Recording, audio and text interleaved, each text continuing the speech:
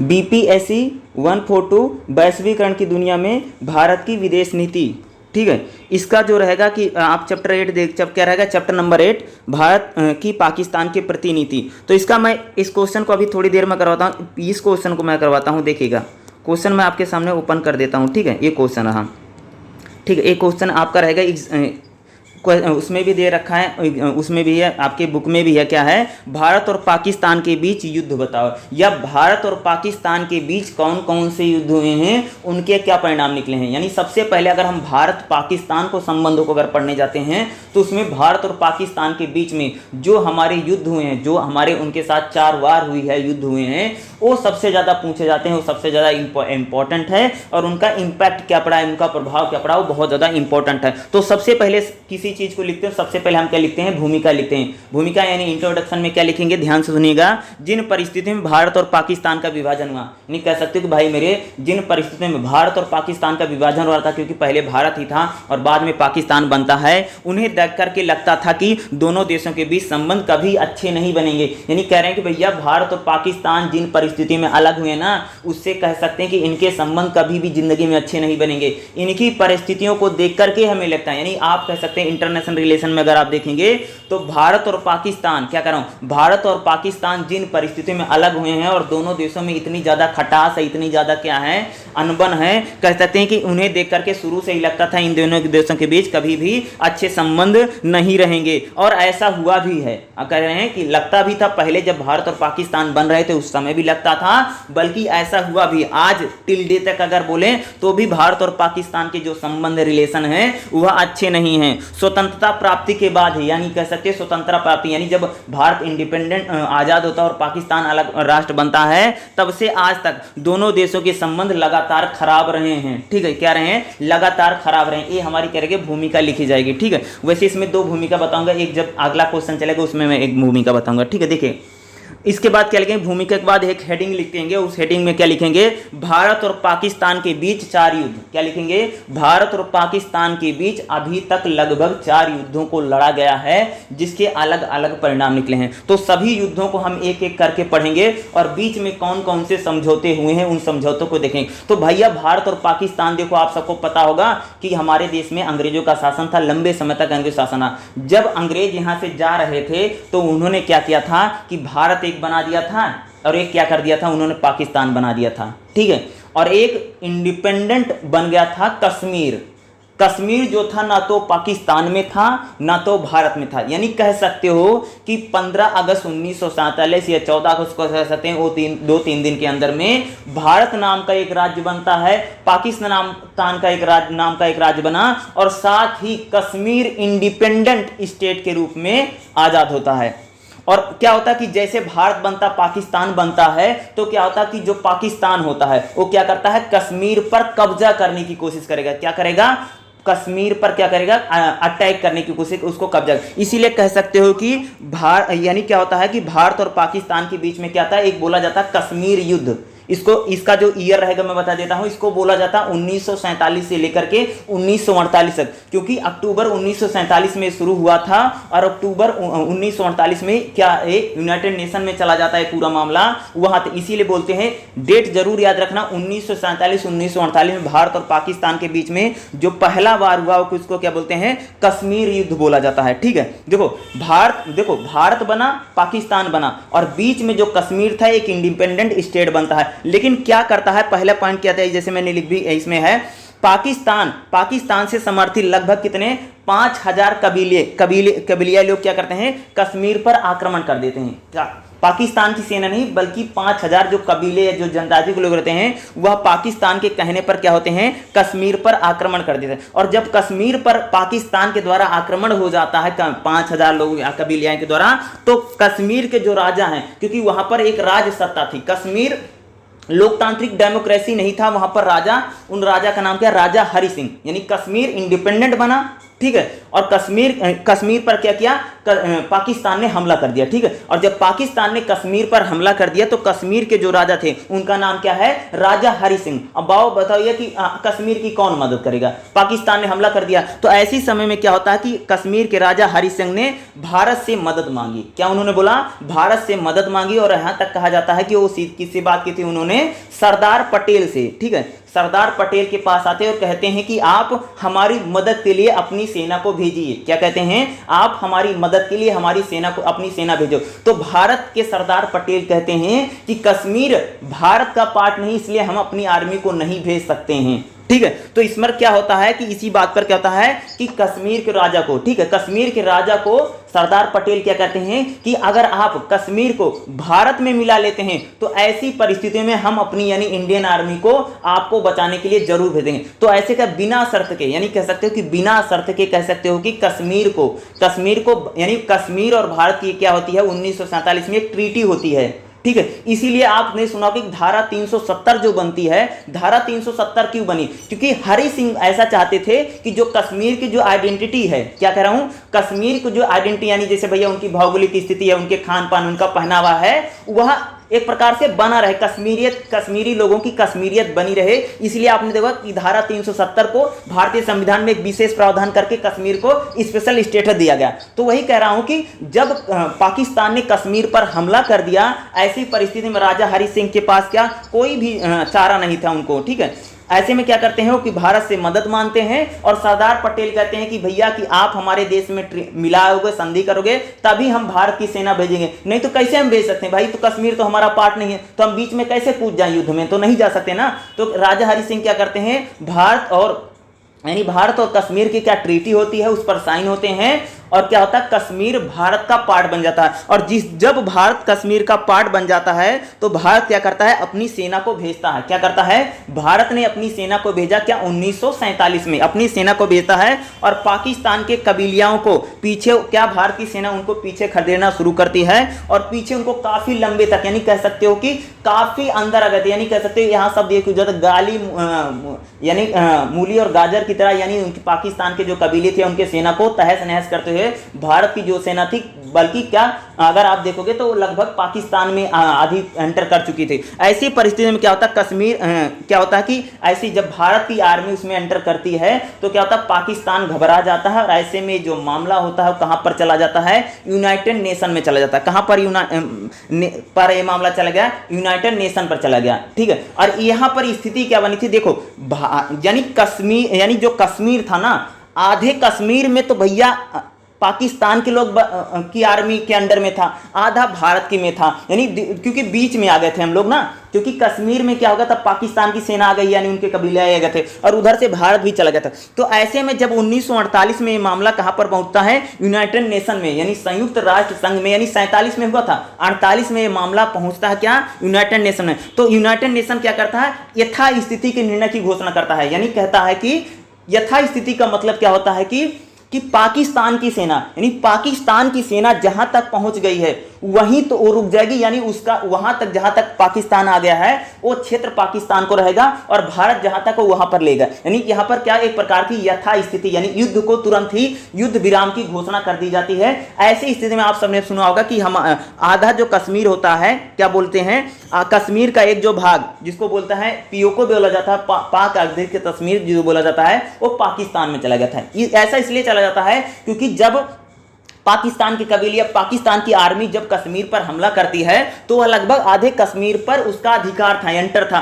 बहुत लेट से भारत की सेना भेजी जाती क्योंकि वो ट्रीटी करने में काफी टाइम लगाते हैं, आनाकानी कर रहे थे, हरि सिंह वो मान नहीं रहे थे कि हम मिलाएंगे नहीं, आप वैसे हमारी मदद कर दीजिए, तो उसमें ट्रीटी में थोड़ा देर लगता था। और जब भारत की सेना एंटर करती है तो यानी पाकिस्तान की आर्मी ने जहां तक कंट्रोल कर रखा था कश्मीर को, वहां तक पाकिस्तान का अधिकार हो जाता है और वह पूरा क्षेत्र क्या बोला जाता है, पाक अधिकृत कश्मीर बोला जाता है, जिसे हम क्या बोलते हैं, पीओके के नाम से भी जाना जाता है। यानी यूनाइटेड नेशन में पूरा मामला चला गया था और उसी के बाद से आपने सुना होगा कि ये पूरा जो कश्मीर का मामला है हमेशा ये बना रहा। लेकिन हाँ, एक चीज इसमें जरूर बोलूंगा कि इसमें प्रधानमंत्री का नाम आप जरूर लिख सकते हो, लेकिन हाँ एक चीज जरूर बोलूंगा कि अगर आप अपनी कॉपी में लिख रहे हो तो कभी भी इसमें जरूर, क्योंकि रियलिटी है कि पंडित नेहरू का इसमें बहुत सारी खामियां हैं, लेकिन हाँ जरूर कई बार आप प्रधानमंत्री का नाम मत लिखिएगा, क्योंकि ऐसे कई बार ऐसा होता है, क्योंकि जो एक स्टूडेंट है, मैं बता रहा हूं कि जो स्टूडेंट होता है वो कोई पॉलिटिकल नहीं, यानी उसके कोई राजनीतिक विचार नहीं, कभी भी नहीं।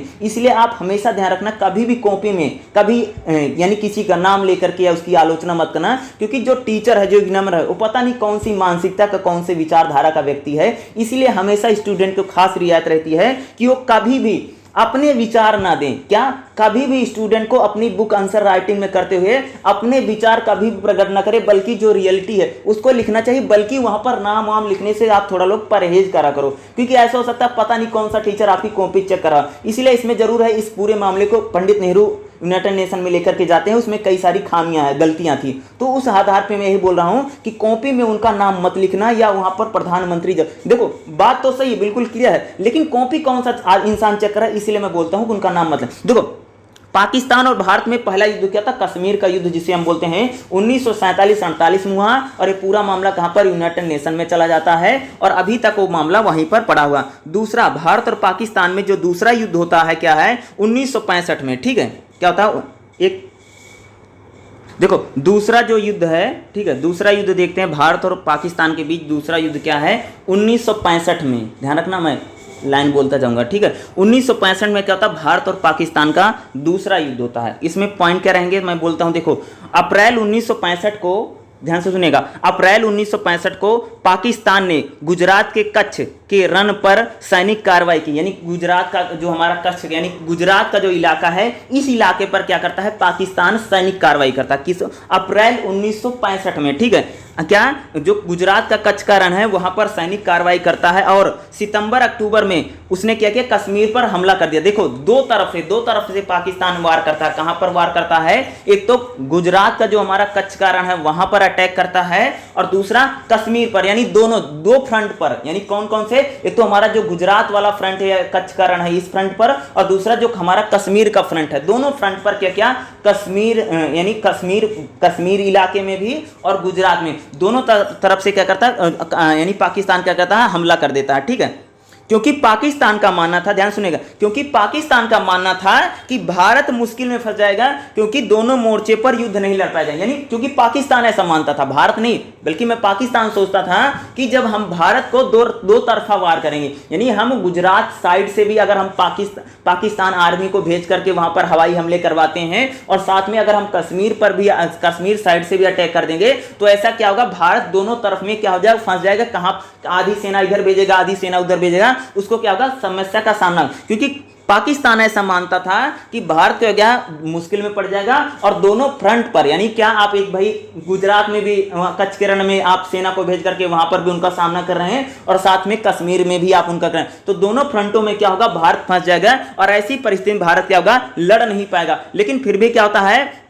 पर भारतीय सेना ने पाकिस्तान की सेना को पीछे खदेड़ते हुए लाहौर पर कब्जा कर लिया था। यहां पर 1965 के युद्ध में बोला जाता है कि काफी लाहौर पर, और एक मैं उनका नाम बताऊं, मेजर करियप्पा, ठीक है, ये मेजर करियप्पा की जो बटालियन थी उसको बोला जाता है, ये बिल्कुल लाहौर तक उन्होंने कब्जा कर लिया था। क्योंकि 65 के युद्ध में अगर आप देखोगे तो भारत की जो सेना थी कहां पर पहुंच गई थी? कि लगभग वहां तक पहुंच गए थे, बल्कि कह सकते हो कि इतना भारतीय सैनिकों में जोश था कि वो पूरे पाकिस्तान को भी कब्जे में अपने ले सकते थे। तो मेजर करियप्पा की जो बटालियन थी वहां जो लाहौर है, लाहौर पर भी उन्होंने क्या कई सारी क्षेत्रों पर क्या किया? उन्होंने कब्जा कर लिया था।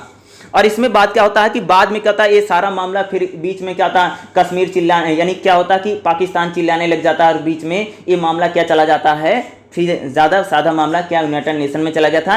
और ऐसी स्थिति में क्या होता है? आपको वैसे भी पता होगा कि जब दोनों देशों के बीच में युद्ध होते हैं तो वहां पर एक समझौता होता है, जिसको हम क्या बोलते हैं? ताशकंद समझौता होगा। यानी 1965 के युद्ध में, ध्यान रखिएगा, 1965 के युद्ध में पाकिस्तान हारने के बाद क्या होता है? ताशकंद समझौता होता है। अब हम इस ताशकंद समझौते को देखते हैं, ताशकंद क्या है, ताशकंद समझौता क्या था, ठीक है।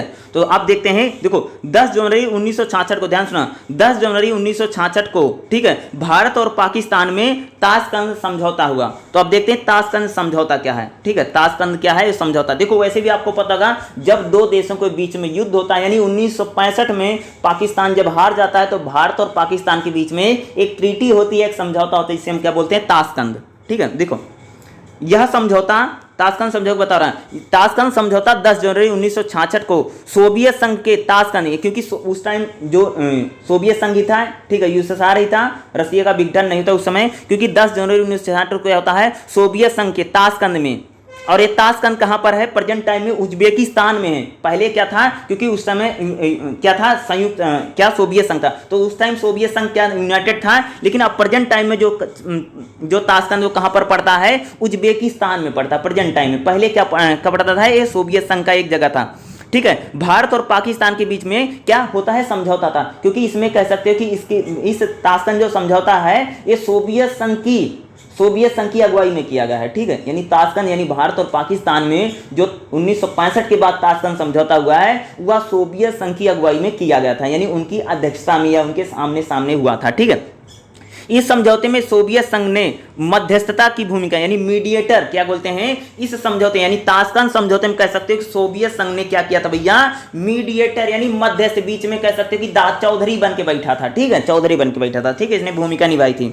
आगे देखो, इस समझौते के प्रमुख प्रावधान क्या है, यानी भारत और पाकिस्तान में जो ताशकंद समझौता होता है उसके कौन कौन से प्रावधान है। पहला प्रावधान क्या था, ध्यान से सुनिएगा, दोनों पक्षों को यह प्रयास रहेगा, यानी बोला कि भैया दोनों पक्ष का मतलब वो भारत और पाकिस्तान दोनों देश हैं, यूएनओ का जो घोषणा पत्र है, यानी यूनाइटेड नेशन का जो घोषणा पत्र है उसके अनुसार क्या करेंगे, दोनों आपस में मधुर संबंध बनाएंगे, ठीक है भैया, लड़ाई नहीं करना है, दोनों को मधुर संबंध बना करके रखना है, ऐसे बोला गया ताशकंद समझौते में, ठीक है। क्या बोला गया कि यूनाइटेड नेशन का जो घोषणा पत्र है, ठीक है, ये उनके घोषणा पत्र में क्या, दो देश शांति बना करके रखें, अच्छे संबंध में है, ये दोनों देशों को क्या करना पड़ेगा, यूनाइटेड नेशन का जो घोषणा पत्र है उसको मानना पड़ेगा, ठीक है, उसको मानेंगे।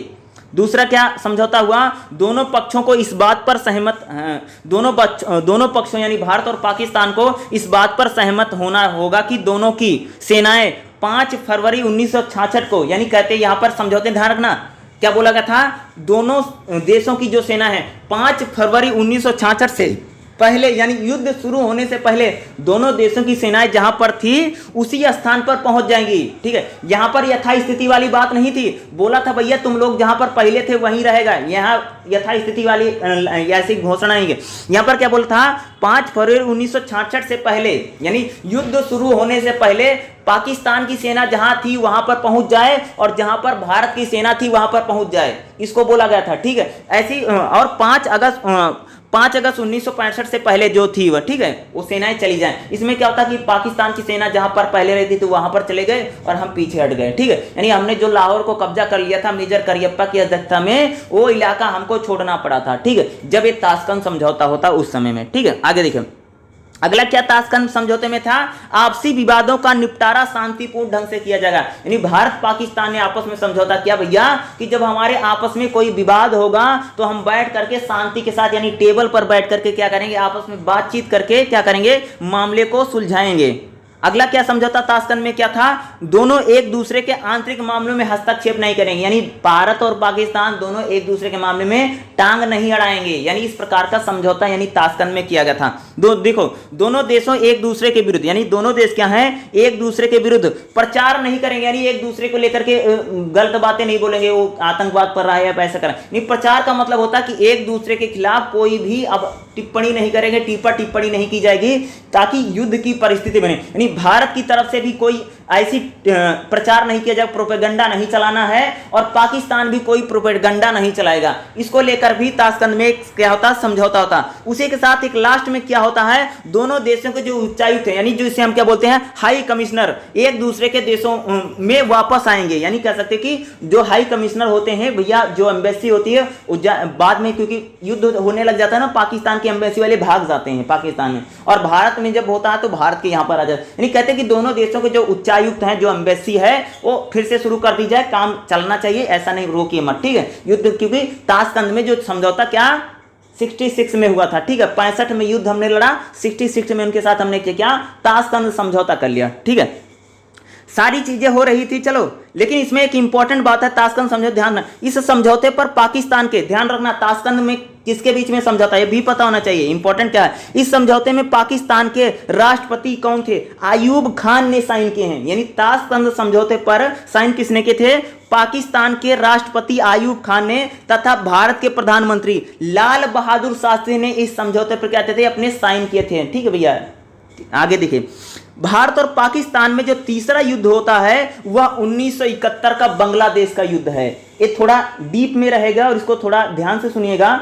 इसको भी शायद मैंने सोवियत संघ वाले, सोवियत भारत रूस के संबंध कैसे, वहां पर भी हमने 1971 वाले युद्ध के बारे में जरूर चर्चा की थी। इसमें भी हम चर्चा करेंगे, क्योंकि तीसरा युद्ध जो भारत और पाकिस्तान में 1971 में, यानी बांग्लादेश युद्ध के नाम से भी जाना जाता है। पहले आप सबको पता कि जब भारत और पाकिस्तान बना था तो जो पाकिस्तान हो क्या था, पूर्वी पाकिस्तान और पश्चिमी पाकिस्तान। ठीक है, यानी दो पाकिस्तान बने। ठीक है, पूर्वी पाकिस्तान बन गया था। पूर्वी पाकिस्तान कौन था, ये बांग्लादेश था। उसको क्या बोला जाता था, पूर्वी। ये पाकिस्तान तो है पहले से था, लेकिन जो बांग्लादेश है ना, इसको पहले पूर्वी पाकिस्तान बोला जाता है। पाकिस्तान के दो पार्ट थे, एक तो पाकिस्तान जो अभी है, दूसरा जो बांग्लादेश है ना, ये भी पाकिस्तान था, लेकिन इसको पूर्वी पाकिस्तान बोला जाता है। ठीक है, आप देखो क्या होता है कि जब भारत, ठीक है, जब भारत क्या था, भारत और पाकिस्तान बने थे, लेकिन जो बांग्लादेश वाला पार्ट था वो पूर्वी पाकिस्तान था। लेकिन पूर्वी पाकिस्तान में करता कि क्या हो रहा था कि पाकिस्तान की जो सेना थी, पाकिस्तान के लोग थे, वो पूर्वी पाकिस्तान के लोगों पर क्या करते थे, बहुत ज्यादा अत्याचार करते थे भाई मेरे। ठीक है, क्या करते थे, पूर्वी पाकिस्तान के लोगों के साथ क्या होता था, अत्याचार किया जाता था। यही देखो, पश्चिमी पाकिस्तान के अत्याचारों से पीड़ित होकर के, पश्चिमी पाकिस्तान का मतलब था अभी जो पाकिस्तान है उसके अत्याचारों से पीड़ित होकर के जो बांग्लादेश है ना, यानी पूर्वी पाकिस्तान, वहां के जो लोग होते हैं पीड़ित होकर के, लगभग पूर्वी पाकिस्तान से लगभग 80 लाख शरणार्थी, यानी कितना, 80 लाख, क्या कर रहा हूं, 1971 में भारत पाकिस्तान युद्ध होने से पहले क्या होता है, 80 लाख शरणार्थी कह सकते हो कि पाकिस्तान के अत्याचारों से दुखी होकर के क्या होते, भारत में शरण ले लेते हैं। नहीं, शरणार्थी रिफ्यूजी आ गए थे भैया। कि क्या हो गया था कि पाकिस्तान इतना अत्याचार करता था पूर्वी पाकिस्तान पर कि वहां के लगभग 80 लाख लोग अपना घर बार छोड़ करके, खेती बाड़ी सब छोड़ करके क्या आ गए थे, भारत में उन्होंने क्या कर ली थी, शरण ले ली थी। ठीक है, आ गए थे। भारत ने इन्हें वापस लेने के लिए कहा। नहीं, भारत ने बोला कि भैया तुम्हारे देश के पूर्वी पाकिस्तान से इतना लोग हमारे देश में आ गया है, इन सबको वापस ले लो। तो ऐसे में क्या होता है कि पाकिस्तान ने मना कर दिया, हम इनको नहीं लेंगे, मना ही कर दिया, नहीं लेंगे भाई, नहीं लेंगे। ठीक है, ऐसे में क्या था, भारत और पूर्वी पाकिस्तान, यानी कह सकते ऐसे में जो भारत है, जो पूर्वी पाकिस्तान है, वहां के नागरिकों के साथ सहानुभूति। देखो हमारी सहानुभूति क्या है, जो पूर्वी पाकिस्तान या प्रेजेंट का जो बांग्लादेश है, वहां के नागरिकों के साथ क्या थी, हमारी सहानुभूति उनके साथ थी।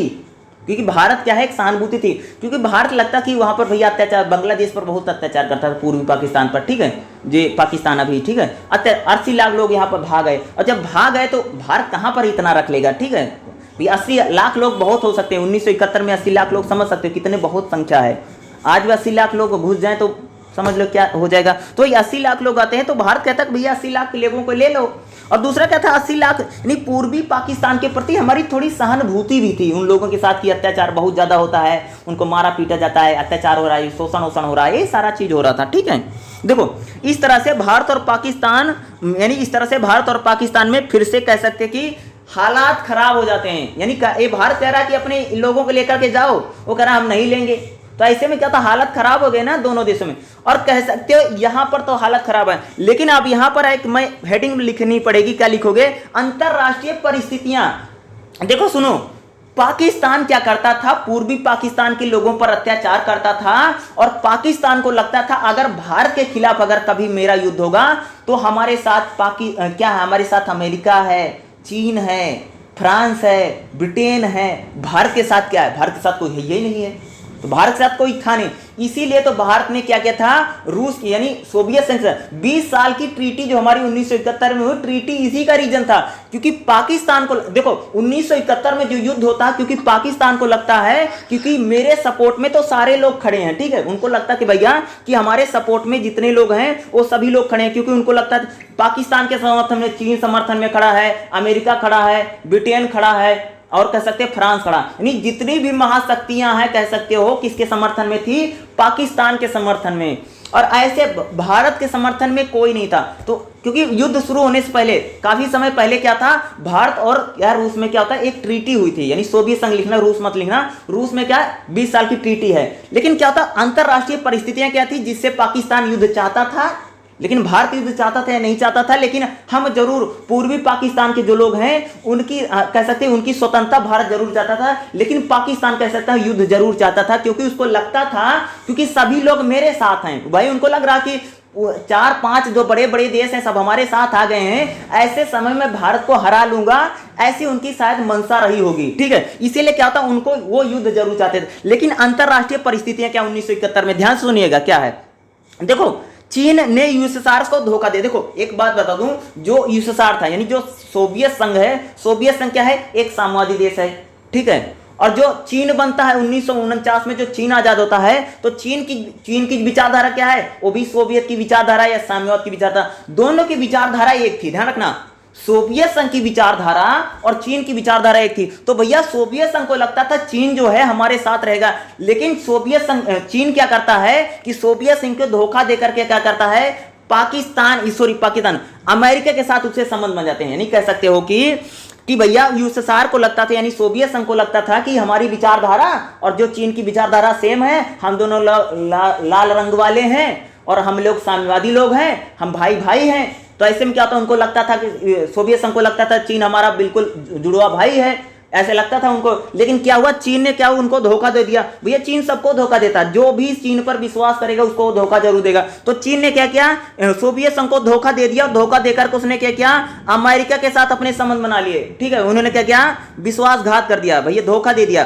चीन ने सोवियत संघ को धोखा देता है और क्या करता है, यानी अमेरिका के साथ जब संबंध बना लेता है, तो ऐसे में क्या होता है, चीन, ध्यान रखना, ऐसे में चीन और सोवियत संघ में क्या होते हैं, संबंध खराब होते हैं। और कह सकते हैं सोवियत संघ के भारत के संबंध अच्छे बनेंगे, क्योंकि सोवियत संघ को लगता था कि चीन का मुकाबला करने के लिए एशिया में उसका कोई साथी हो सकता है, तो भारत हो सकता है, इसीलिए उसको लगता था। ठीक है, दूसरी परिस्थिति क्या, पाकिस्तान को अमेरिका और चीन समेत कई देशों का समर्थन मिल रहा था। उस समय अंतरराष्ट्रीय परिस्थिति क्या 1971 में क्या थी भैया, चीन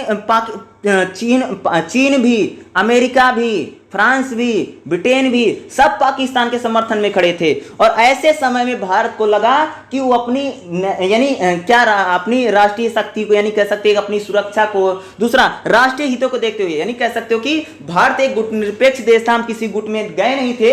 लेकिन ऐसे समय में क्योंकि हमारे परिस्थितियां बहुत खराब थी, क्योंकि क्या है कि यानी भारत पाकिस्तान का कभी भी युद्ध हो सकता है। 62 में हम चीन के साथ युद्ध लड़ ही चुके थे, और 1971 में ऐसी परिस्थिति थी कि सभी लोग क्या थे, पाकिस्तान के सपोर्ट में खड़े थे, कोई भी भारत का सपोर्टर नहीं था। ऐसे में क्या होता है कि ये गुट निरपेक्ष होते हुए भी क्या होता है कि भारत को सोवियत संघ के साथ 20 साल की मैत्रीपूर्ण संधि करनी पड़ती। क्या होती है, सोवियत संघ के साथ क्या होती है, 20 साल की, यानी 1971 में क्या होती है, सोवियत संघ के साथ क्या होती है, हमारी उनकी एक ट्रीटी हो जाती है, जिसको बोलते हैं भारत सोवियत संघ मैत्री संधि बोला जाता है। ठीक है, इसमें एक क्या होता है, एक समझौता, ये पूरी तरीके से जो संधि थी वो पूरी तरह से कह सकते हो सैनिक समझौता था। सैनिक समझौता ये था कि अगर भारत के साथ अगर किसी देश का युद्ध होता है, या कोई भी देश, क्योंकि इसमें बोला गया था अगर भारत और पाकिस्तान का युद्ध होता है, अगर भारत पाकिस्तान का अगर युद्ध होगा, तो ऐसे समय में अगर कोई बाह्य शक्ति, यानी कोई बाह्य शक्ति अगर जो है पाकिस्तान की मदद करेगी, तो जो सोवियत संघ है वो भारत की मदद के लिए उतर जाएगा। इस प्रकार की ट्रीटी है। कहने का मतलब है कि अगर भारत किसी के साथ युद्ध लड़ रहा है, तो अगर उसमें जो इसका कंपटीटर है, जो हमारे साथ जो युद्ध कर रहा है, अगर उसके सपोर्ट में अगर कोई खड़ा हो जाएगा, तो सोवियत संघ हमारे सपोर्ट में आ जाएगा। यानी कह सकते हो कि पाकिस्तान के सपोर्ट में तो सारे लोग खड़े थे, जितनी भी बड़ी बड़ी शक्तियां हैं, कह सकते हो चीन खड़ा है, अमेरिका खड़ा है, ब्रिटेन खड़ा है, फ्रांस खड़ा है, सब उसके साथ खड़े हैं। तो भारत को भी कह सकते हैं भाई अपनी देश की राष्ट्रीय सुरक्षा और राष्ट्र हित को देखते हुए सोवियत संघ के साथ करना पड़ा। एक संधि हमारे साथ उनके साथ हो गई, एक ट्रीटी हो गई। ठीक है, जब उनके साथ हमारी ट्रीटी सैनिक संधि हुई, ठीक है, इसके अनुसार भारत पाकिस्तान युद्ध के बाहर किसी अन्य शक्ति को, यानी इस ट्रीटी में क्या बोला था, इस ट्रीटी में क्या था कि इसके अनुसार क्या था, भारत अगर पाकिस्तान का युद्ध होता है, अगर कोई बाहरी शक्ति पाकिस्तान का सपोर्ट करती है, तो किसी शक्ति ने हस्तक्षेप किया, तो हस्तक्षेप मतलब अगर इंटरफेयर अगर पाकिस्तान की मदद करती है, तो यूएसएसआर यानी सोवियत संघ भारत की मदद करेगा। क्या था, एक ट्रीटी हमारी हो गई थी और इसी ट्रीटी से कह सकते हैं 1971 की लड़ाई जीती गई है। नहीं तो भारत 1971 की लड़ाई में इतनी टफ परिस्थिति है क्योंकि भारत के सपोर्ट में कोई नहीं खड़ा है, ठीक है, नहीं सब पाकिस्तान के सपोर्ट में खड़े थे और सिर्फ एक ही ट्रीटी थी जिससे भारत ने इस पूरे 1971 यानी युद्ध में बांग्लादेश एक नया यानी यही एक ट्रीटी जिसे बोला जाता है कि जिसने सिर्फ इतिहास नहीं बल्कि पूरी दुनिया का भूगोल बदल दिया था, ठीक है, यही एक ट्रीटी थी 1971 में जो भारत और सोवियत संघ में जो ट्रीटी हुई थी। ठीक है, देखो क्या हमारी ट्रीटी किससे है, रूस के साथ हमारी ट्रीटी है, ठीक है, यानी अब सोवियत संघ बोलना, ठीक है, सोवियत संघ ही लिखना, ठीक है, एग्जाम में, क्योंकि सोवियत संघ के साथ हमारी 20 साल की ट्रीटी थी और ऐसे समय में जब भारत पाकिस्तान का युद्ध होगा, ठीक है, यह समझौता भारत ने अपनी सुरक्षा और राष्ट्रवाद की, यानी कह सकते हो कि जो हमने 20 साल की सोवियत संघ के साथ जो ट्रीटी कर रखी है वो सिर्फ किस लिए कर रखी है, ताकि हमारी राष्ट्रीय सुरक्षा बनी रही है कि हमारे साथ में तो कोई नहीं खड़ा है ना, पाकिस्तान के साथ तो दुनिया भर के लोग खड़े हैं, सारे मजबूत लोग खड़े हैं, सारे पहलवान उधर जा रहे हैं, तो हमारे साथ भी तो कोई पहलवान होना चाहिए, नहीं तो काम कैसे चलेगा ना, तो एक पहलवान हमारे साथ भी था। ऐसे समय कह सकते हो कि भारत और पाकिस्तान, देखो पाकिस्तान को लगता था कि उसके सपोर्ट में चीन है, अमेरिका है, फ्रांस है, ब्रिटेन है, सब हमारे साथ खड़े हो गए, अब तो हम इंडिया को हरा ही देंगे। तो ऐसे समय में क्या होता है कि पाकिस्तान क्या कर देता है, युद्ध की घोषणा कर देता। ध्यान रखना 1971 में पाकिस्तान की तरफ से क्या होती है, युद्ध की घोषणा होती है। पाकिस्तान ने युद्ध की घोषणा कर दी और युद्ध की घोषणा करते, ध्यान सुना, युद्ध की घोषणा करते ही पाकिस्तान ने राजस्थान, गुजरात, पंजाब, कश्मीर आदि स्थानों पर क्या करता है, हवाई हमले करता है, क्योंकि यह जो हमारा युद्ध है दो मोर्चों पर हमको लड़ना था। एक मोर्चा तो कह सकते हैं जो पाकिस्तान है, दूसरा हमें पूर्वी पाकिस्तान, यानी दो मोर्चों पर था, ठीक है। भारत दोनों मोर्चों पर यानी कह सकते हो कि पश्चिमी पाकिस्तान और पूर्वी पाकिस्तान दोनों के साथ हमने युद्ध करना पड़ा, यानी युद्ध की घोषणा पाकिस्तान की तरफ से होती है और पाकिस्तान क्या करता है, राजस्थान का जो इलाका है, गुजरात का, यानी कह सकते हैं हमारा पूरा जो गुजरात पंजाब का जो इलाका है इस इधर हवाई हमले शुरू कर देता है और साथ में जो पूर्वी पाकिस्तान यानी पूर्वी पाकिस्तान जो बांग्लादेश वाली साइड है उधर से जो हमारे कह सकते हैं कि जो पूर्वोत्तर के जो राज्य हैं वहां पर भी उधर से हमले शुरू कर देता है। तो दो फ्रंट पर भारत को लड़ना था, ठीक है, तो दो फ्रंट पर युद्ध शुरू हो जाता है और ऐसे में क्या होता है कि पाकिस्तान की मदद करने के लिए काफी लोग आ सकते थे। क्या होते, काफी लोग आ सकते थे, क्योंकि उसी में क्या होता कि क्या होता कि सीधे सीधे सोवियत संघ चाइना को धमकी दे देता कि अगर तुम जाओगे मदद करने के लिए, अगर तुमने पाकिस्तान की हल्की सी मदद की तो हम भी उस युद्ध में उतर जाएंगे। तो इसी समय कह सकते हो कि इसमें कि पाकिस्तान ने किसी की पाकिस्तान को लगता था कि हमारे साथ सब खड़े हैं, सारे पहलवान हमारे साथ हैं, अमेरिका हमारी मदद कर देगा, चीन हमारी मदद कर देगा, लेकिन सोवियत संघ को देख करके, क्योंकि उस टाइम सोवियत संघ बहुत बड़ी पावर है, बहुत बड़ी शक्ति है और कोई नहीं चाहता कि दो देश लड़ रहे हैं हम उसमें हाथ डाल के और अपना हाथ जला लें। तो कोई ना तो चीन चाहता था ना तो अमेरिका चाहता था। फिर अमेरिका क्या होता बाद में पीछे हट भी जाता, बल्कि सोवियत संघ भारत के साथ खड़ा था। इसीलिए कह सकते हैं कि भारत पाकिस्तान के युद्ध में पाकिस्तान की साइड से कोई आया नहीं लड़ाई करने के लिए, या किसी ने उनका मदद नहीं किया। और जब उनकी कोई मदद नहीं करता है तो क्या होता कि मात्र 10 दिनों के भीतर में क्या होता है, मात्र 10 दिनों के भीतर में भारतीय सेना ने ढाका, क्योंकि प्रेजेंट टाइम में जो बांग्लादेश की राजधानी ढाका है, पहले पूर्वी पाकिस्तान का क्षेत्र था ढाका। ढाका पर क्या होता है, पूर्वी पाकिस्तान की राजधानी पर भारत ने क्या कर लिया, भारतीय सेना ने कब्जा कर लिया था। यानी कह सकते हैं पूर्वी पाकिस्तान के हमने पूरे क्षेत्र को कर लिया था, कब्जा कर लिया था, इसको क्षेत्र को हमने पूरा जीत लिया। और वहां कह सकते हैं कि उसको जीतने के बाद लगभग 93,000 कितने 93,000 यानी 93,000 सैनिकों का हमने क्या आत्मसमर्पण करवाया। और कह सकते हैं इसी के बाद कहता है कि बांग्लादेश नाम का एक राष्ट्र बनता है और पूर्वी पाकिस्तान एक इंडिपेंडेंट स्टेट बनता है। और इसी के बाद कहता है भारत और पाकिस्तान, देखो आप सबको ऐसे पता है एक चीज फिर आएगी यहाँ पर कि जब भी युद्ध होता है तो एक संधि होगी। उसी के बाद हमारे भारत और पाकिस्तान में क्या होता है, शिमला समझौता होता है। इसी के बाद क्या होता है, शिमला समझौता किया जाता है, ठीक है। तो शिमला समझौता क्या था, आपको नाम से ही पता लगा कि भैया शिमला समझौता शिमला में हुआ होगा।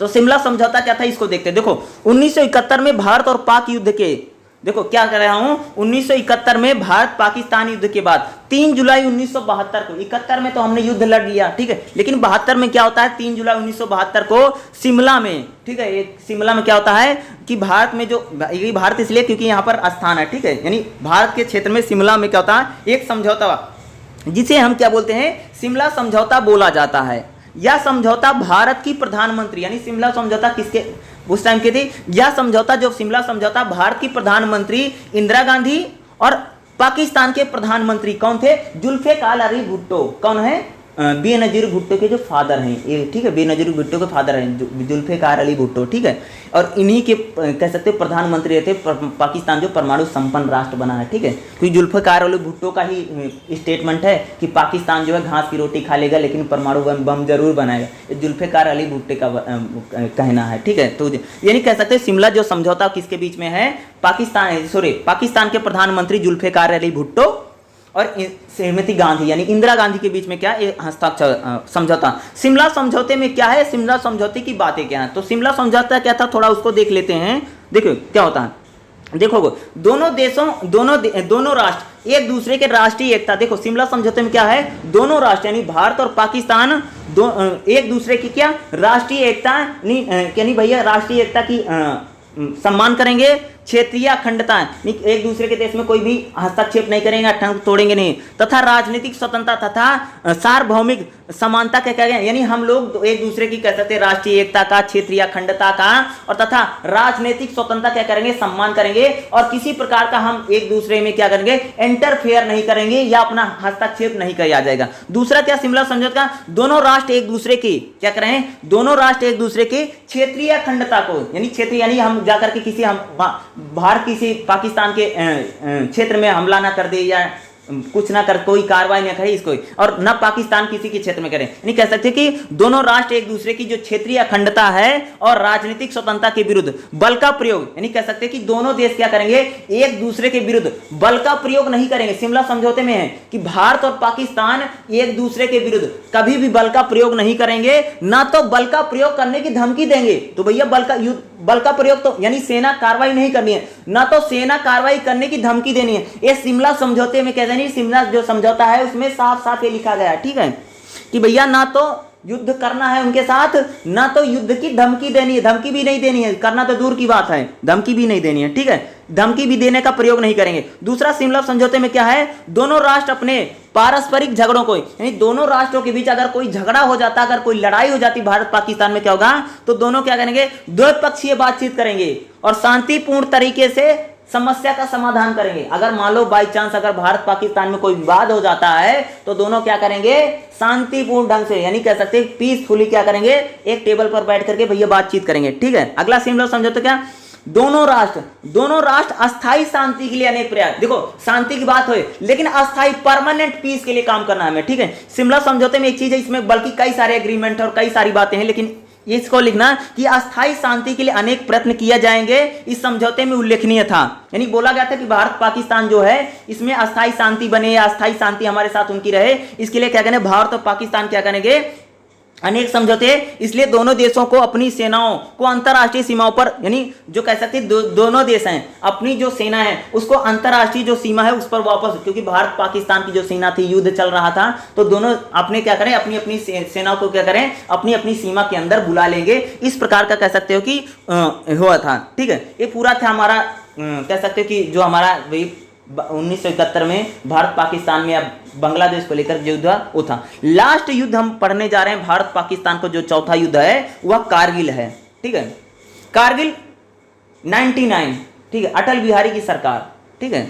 तो यहां पर देखिएगा कारगिल को थोड़ा समझो। कारगिल क्या पूरा पहाड़ी इलाका है, देखो क्या है, कारगिल एक बर्फीली पहाड़ी, भैया बर्फ पड़ी रहती है वहां पर। बताते ठंडी के मौसम में ना, ठंड के मौसम में क्या था, -30 से -50 डिग्री टेम्परेचर है, यानी वहां पर इंसान रह ही नहीं सकता। यानी कह सकते हो कि कारगिल जो है वो पहाड़ी का इलाका है, ठीक है, पहाड़ी का इलाका था, वहां पर भारत और पाकिस्तान के दोनों के सैनिक रहते थे, ठीक है। कारगिल एक बहुत बड़ा पहाड़ी है, ठीक है, कारगिल जिला है, ठीक है, कश्मीर में लगता है, ठीक है। तो कारगिल की जो पहाड़ियां होती थी वहां बहुत ठंडी पड़ती है ठंड के मौसम में, और कितना पड़ता, -23 से 50 डिग्री तक तापमान ठंडी में चला जाता। इसीलिए क्या होता था, सर्दियों में यहां पर तापमान क्या होता, बहुत कम हो जाता। कितना कम हो जाता है, -30 से लेकर के -50 तक हो जाता है, ठीक है। इसीलिए दोनों देशों के बीच क्या है, अनकही समझ है, यानी दोनों भारत पाकिस्तान समझते हैं कि भैया जो कारगिल है ठंडी बहुत पड़ती है, इसलिए क्या होता कि जब बहुत ठंडी पड़ती थी, ठंड का मौसम आता था,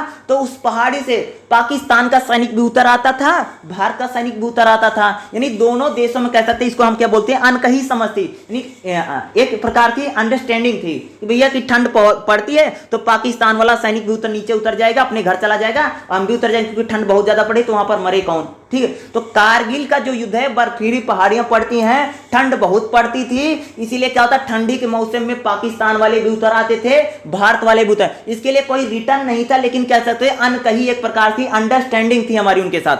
ठीक है, और कि दोनों सैनिक अपने पहाड़ियों की चौकियों से नीचे उतरेंगे। यानी जो भारत की भी चौकी है कारगिल के पहाड़ियों पर, पाकिस्तान की भी चौकी है, तो दोनों के सैनिक क्या होते थे, उतर आते थे ठंडी के मौसम में। ठीक है, आगे देखो। लेकिन क्या होता है कि अप्रैल 99 को क्या था कि भैया भारत के सैनिक तो उतर आते थे भाई, दिसंबर में उतर आते थे, लेकिन क्या पाकिस्तान का सैनिक उतरा ही नहीं। और पाकिस्तान का सैनिक वहां नहीं, बल्कि हजारों लाखों, यानी हजारों की संख्या में 5, 10 या 20 हजार सैनिक वहां पर है। ठीक है, क्या ऐसे बीच में क्या होता है कि अप्रैल 99 में क्या होता है कि पाक सैनिक और मुजाहिदीन ने कारगिल, ट्रास, द्रास, बैटलिक और मानाको में भारतीय चौकी यानी पोस्ट पर धोखे से कब्जा कर लिया। नहीं, जब कह रहे हो कि देखो पहाड़ पर बर्फ पड़ गया था, भारत वाला उतर आया था, पाकिस्तान वाले उतरे नहीं। दूसरा, जब ठंडी पड़ रही तो क्या किया कि पाकिस्तान के जो सैनिक हैं, यानी पाकिस्तान के सैनिक और उनके मुजाहिदीन के आतंकवादी संगठन उनका, ठीक है, ये क्या होते भैया, कारगिल के द्रास पर, बैलेटिक पर, यानी ये जितने भी हमारे वहां पर पहाड़ी होती है सभी पर, यानी पाकिस्तान के सैनिक जाकर के बैठ जाते, बंकर बना लेते हैं।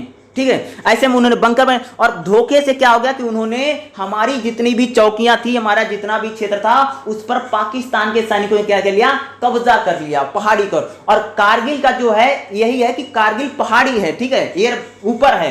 यही जब कारगिल का युद्ध चल रहा था, इसमें दिक्कत यही आ रही थी कि भारत की जो सेना है वो नीचे से लड़ रही थी और पाकिस्तान की जो आर्मी थी वो ऊपर से लड़ रही थी। देखो भैया, ऊपर निशाना साधा, ऊपर के आदमी को मारना, ऊपर वाला तुमको नीचे तुम खड़े हो तो आसानी से मार देगा, ठीक है, लेकिन नीचे से हमला करके ऊपर को मारना काफी मुश्किल है। इसीलिए जब कारगिल का युद्ध होता है तो इसीलिए एयर फोर्स यहां पर यूज की जाती है। ठीक है, क्या होता है, इंडियन आर्मी तो हमारी स्थल सेना जरूर थे, लेकिन यहां पर कारगिल के युद्ध में ज्यादातर जो काम किया वो एयरफोर्स ने, क्योंकि क्या है, पहाड़ी इलाका है, तो पहाड़ी इलाके में क्या था, वो ऊपर बैठे थे, क्योंकि पाकिस्तान की आर्मी क्या है, ऊपर पहाड़ी इलाके में बैठी है और भारत की जो आर्मी नीचे है, तो नीचे से निशाना साधना या नीचे से युद्ध करना बहुत ही ज्यादा हार्ड है, बहुत ज्यादा मुश्किल है। और लगभग वो कई हजार फीट पर बैठे थे, ठीक है, क्योंकि उतरे नहीं थे, उन्होंने पूरा पहाड़ी को कब्जा कर लिया था। ठीक है, देखो भारतीय सेना को पाक की गतिविधियों का जो अंदाजा मई में चलता है, वो तो जनवरी से बैठा था। ठीक है, वो -30-50 में पता नहीं, उनको ठंड भी नहीं लग रही थी, उन्होंने पूरा कब्जा कर लिया था। ठीक है,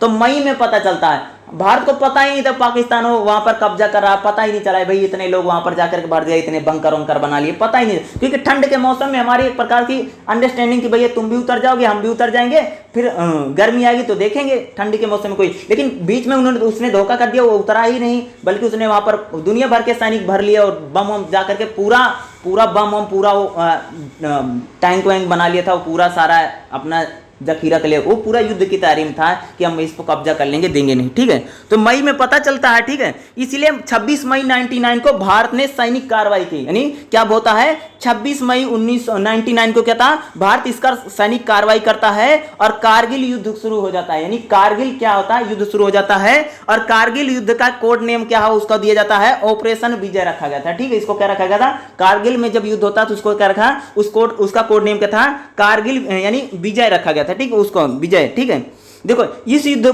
पर सारे विश्व की नजर थी, यानी अगर कारगिल युद्ध की देखोगे तो सारी दुनिया की नजर थी, क्योंकि काफी लोगों को लगता था कि कहीं भारत पाकिस्तान का युद्ध, कारगिल का जो युद्ध है यह परमाणु, क्योंकि दोनों देश परमाणु संपन्न है और कहीं पर यहाँ न्यूक्लियर का यूज ना करेंगे दोनों लोग, इसलिए काफी लोगों की नजर थी कहीं ये दोनों देश परमाणु युद्ध को न बदल जाए, यानी परमाणु युद्ध में ना ये युद्ध तब्दील हो जाए। और 26 जुलाई तक भारत ने सभी चौकियों पर कब्जा कर लिया, क्योंकि इसमें क्या था, भारत की जो हमारी जो ठीक है, यहाँ पर वायुसेना का बहुत ज्यादा प्रयोग किया जाता, क्योंकि पहाड़ी पर बैठे हैं और पहाड़ी, देखो वैसे भी आप सबको पता कि जो ऊपर इंसान बैठा हो, ऊपर वाले इंसान को मारना थोड़ा मुश्किल है, ऊपर वाले नीचे वाले को आराम से मार देगा, क्योंकि उसको दिखाई देगा कहां पर घूम रहा, कहां पर, ऊपर वाले को पता नहीं चलता कहां पर छिपे, कहां पर बैठे। इसीलिए क्या होता है कि इस युद्ध में सबसे ज्यादा क्या होती है, क्या कहते हैं यहाँ पर एयर, ठीक है। तो यहाँ पर हमारी जो वायुसेना है, वायुसेना का बहुत ज़्यादा यहाँ पर, क्योंकि वो बमबारी करते हैं और तब जा करके वो काफ़ी काम करते हैं, तब जाकर के उस पहाड़ी पर चढ़ना बहुत ज़्यादा कठिन है, क्योंकि नीचे से लड़ेगा ऊपर से क्या होता है। फिर भी क्या होता है, 26 जुलाई क्या हो गया होता है, भारत जो ने सभी चौकी जो उन्होंने कब्जा किया था, सभी चौकी को उन्होंने क्या छुड़ा लिया और ऑपरेशन विजय को भारत ने सफल घोषित किया था। क्या इसको ऑपरेशन, यानी आपको पता भी है ना 26 जुलाई को हम विजय मनाते हैं ना, उसको मनाते हैं, अभी भी मनाया जाता है, भारत मनाता है 26 जुलाई को। उसने अटल बिहारी ने क्या 26 जुलाई को क्या करते हैं, अटल बिहारी घोषित कर देते हैं कारगिल को हमने पूरी तरीके से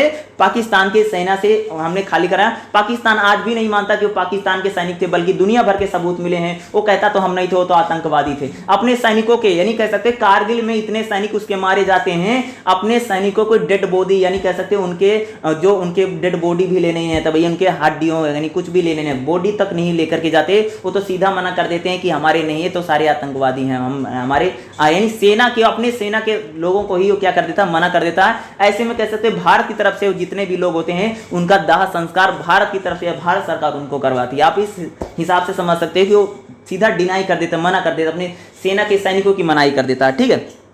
लेकिन जब कारगिल में पाकिस्तान हार जाता तो पाकिस्तान में का वहां पर क्या होता कि नवाज शरीफ की सरकार चल रही थी, तो नवाज शरीफ की सरकार को वहां पर परवेज मुशर्रफ है, परवेज मुशर्रफ क्या करते हैं, तख्ता पलट कर देते हैं, क्योंकि वो बोलते हैं कि नवाज शरीफ की वजह से हम पूरा कारगिल हार गए हैं। तो इसलिए क्या था कि पाकिस्तान में कहता है, फिर वहां पर भैया कि पाकिस्तान में नवाज शरीफ थे, ठीक है, पाकिस्तान में नवाज शरीफ थे और यहाँ पर अटल बिहारी थे। देखो एक तरफ से अटल बिहारी नवाज शरीफ मिल रहे हैं, नवाज शरीफ हम अटल बिहारी जी से मिल रहा, हाथ मिला रहा, और पीछे से सैनिक भेज रहा था। तो आप इसे समझ सकते हो। तो कारगिल का ऐसा ही मामला है कि अटल बिहारी और नवाज शरीफ मिल रहे हैं, लेकिन नवाज शरीफ पीछे से अपनी चाल चल रहे थे, ठीक है। तो ऐसे में कहता कि नवाज शरीफ को लेकर के वहां क्या होता है कि भाई परवेज मुशर्रफ जो होते हैं वो बोलते हैं कि तो नाकामयाब है, हमने कारगिल हार गए हैं, उन पर बहुत ज्यादा आरोप लगते हैं। इससे में क्या होता है कि नवाज शरीफ सरकार का भैया तख्ता पलट हो जाता है। क्या तो नवाज शरीफ का तख्ता पलट था और परवेज मुशर्रफ वहां के राष्ट्रपति बन जाते हैं। आपने सुना होगा ना 2002 में बन गया था, तो वहां पर तख्ता पलट यानी सरकार को बदल देगा, ठीक है। ये सारी चीजें हो जाती हैं। ये लगभग ये जो क्वेश्चन आपका रहेगा वो क्वेश्चन कैसे आता है कि भारत और पाकिस्तान के बीच कौन कौन से युद्ध हुए हैं और उन युद्धों के क्या रहा और क्या परिणाम हमें देखने को मिलता है, ठीक है। हेलो, ये क्वेश्चन भी बहुत ज्यादा इंपॉर्टेंट क्या रहेगा, क्वेश्चन क्या रहेगा आपका जो रहेगा ये क्वेश्चन देखो, भारत पाकिस्तान के संबंधों के पृष्ठभूमि क्या है भैया। तो भारत पाकिस्तान के संबंध क्या है उसको हम थोड़ा देख लेते हैं। देखो भारत और पाकिस्तान जब आज़ाद हो रहे थे ना, तो एक पता कि पाकिस्तान भी हमारे ही लोग हैं, पाकिस्तान के लोग भी पहले सब एक ही थे। लेकिन क्या होता, भारत जब पाकिस्तान अलग हो रहे थे ना, तो उनको शुरू से पता था कि भैया इनके बीच में कभी भी संबंध अच्छे नहीं बनेंगे, कभी भी, टिल डे आज तक भी भारत पाकिस्तान के संबंध अच्छे नहीं हैं। पहले दिन भी जिस दिन आज़ाद हुए पाकिस्तान 14 अगस्त 1947 को जब बना, भारत 15 अगस्त 1947 ठीक है 1947 में जब बने तब से पता था, आज तक भी कह सकते कि वो संबंध अच्छे नहीं रहेंगे, ये सबको पता था, ठीक है। तो सबसे पहले जैसे एक क्वेश्चन क्या रहेगा कि एक क्वेश्चन आता है कि मैं बोल देता हूं भारत पाकिस्तान के संबंधों की पृष्ठभूमि। और पृष्ठभूमि जब हम लिखेंगे तो सबसे पहले क्या लिखते हैं, भूमिका लिखते हैं। भूमिका ध्यान से सुनिएगा, अपने स्थापना काल से ही नहीं कह सकते दोनों, यानी अपने स्थापना काल से ही पाकिस्तान का भारत के साथ शत्रुतापूर्ण संबंध रहा। नहीं कह रहे भैया जब से पाकिस्तान बना है, क्या कह रहा हूं, जब से पाकिस्तान बना है तब से भारत और पाकिस्तान में क्या है, शत्रुतापूर्ण संबंध रहे शुरू से लेकर के शत्रुता। बीच में कई ऐसे अवसर भी आए थे, जब लोगों को लगा कि दोनों देशों के संबंध पटरी पर हैं। बीच बीच में कह सकते हैं मधु और कटुर, जैसे खट्टी मीठी नमकीन होती है ना, उसी तरह के इनके संबंध है। कभी तो क्या होते, कभी युद्ध लड़ लेते थे, कभी शांति समझौता कर लेते थे, आदमी कंफ्यूज हो जाता था कि ये लड़ाई करेंगे क्या करें। यानी कह सकते हो कि ऐसे भी कई अवसर आए हैं जब लगा कि दोनों देशों के जो संबंध है वह शांति प्रिय संबंध बने, अच्छे रिलेशन बनेंगे। लेकिन बीच बीच में ऐसे संबंध बने हैं जो कह सकते हो कि युद्ध की परिस्थिति, युद्ध भी हुआ है, ठीक है। लेकिन कभी बात पूरी तरह नहीं बन पाई, यानी भारत और पाकिस्तान में कह सकते हो कभी भी पूरी बात नहीं बन पाई है, ना तो हमेशा युद्ध लड़ते रहे ना तो बातचीत। नहीं कह सकते हो कि हमारे पाकिस्तान का और भारत के जो संबंध है वह कभी भी अच्छे नहीं रहे हैं और टिल डे आज तक भी अच्छे नहीं हैं। आगे देखिए, दोनों देशों के बीच एक मजबूत भावनात्मक और सांस्कृतिक बंधन है। अगर कहते हैं दोनों देशों के बीच, भारत और पाकिस्तान की अगर हम देखें तो हमारे दोनों देशों में क्या है, एक मजबूत क्या है, भावनात्मक बंधन है। क्योंकि भारत के लोग, पाकिस्तान के लोग, पहले तो देश एक ही था, यानी कह सकते हैं सांस्कृतिक, अब भी उनके यहाँ पर भी जो संस्कृति है, सभ्यता है, जैसे वो लोग हैं वैसे हम भी लोग हैं, जैसे वो बोलते हैं वैसे हम भी बोलते हैं, हमारा खान पान पहनावा लगभग एक ही जैसा है, ठीक है। यानी दोनों देशों के बीच क्या है, एक मजबूत भावनात्मक और सांस्कृतिक बंधन होने के बावजूद भी, यानी दोनों देशों में क्या है, बहुत ज्यादा सांस्कृतिक भावनात्मक संबंध है, लेकिन बात भी कह सकते कुछ लोग उसे प्यार और नफरत का रिश्ता बताते हैं। यानी कहते हैं कि भारत पाकिस्तान क्या है कि उसके संबंध अच्छे कभी भी नहीं हो सकते हैं, बताते हैं प्यार और नफरत का रिश्ता बताते हैं। लेकिन क्या था 1947 से पहले अगर बात करें तो भारतीय राष्ट्रीय कांग्रेस और मुस्लिम लीग के जो संबंध थे वो भी बहुत कटु थे।